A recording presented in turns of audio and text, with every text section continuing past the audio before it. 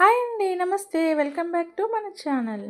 ఒక అడవిలో గూడు కట్టుకోవడానికి మంచి చెట్టు కోసం వెతుకుతుంది రామచిలుక. పెద్ద కొమ్మలతో గుబురుగా ఉన్న చెట్టు దానికి చాలా నచ్చింది. అక్కడ గూడు కట్టుకోవాలని వెంటనే చిన్న చిన్న పూలలు ఏరడం మొదలుపెట్టింది. ఇంతలో గాలి గట్టిగా వీచడంతో దాని నోటికి పుల్లలు గడ్డి ఆనడం లేదు.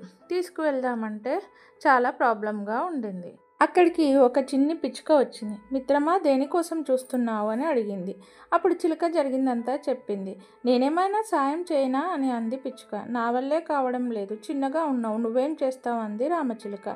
సరే ఆగు, నేను హెల్ప్ చేస్తాను అని చెప్పి పిట్ట దగ్గరలోని కొలను దగ్గరికి వెళ్ళి గడ్డిని చిన్న చిన్న పుల్లల్ని ఏరుకొచ్చి చిలుకకు ఇచ్చింది. రామచిలుక నువ్వెలా తీసుకొచ్చావు అని అడిగింది పిట్టని.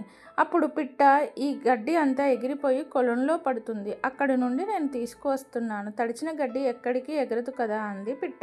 చిలక గూడు పూర్తయ్యే వరకు పుల్లలు గడ్డి తెచ్చింది పిట్ట.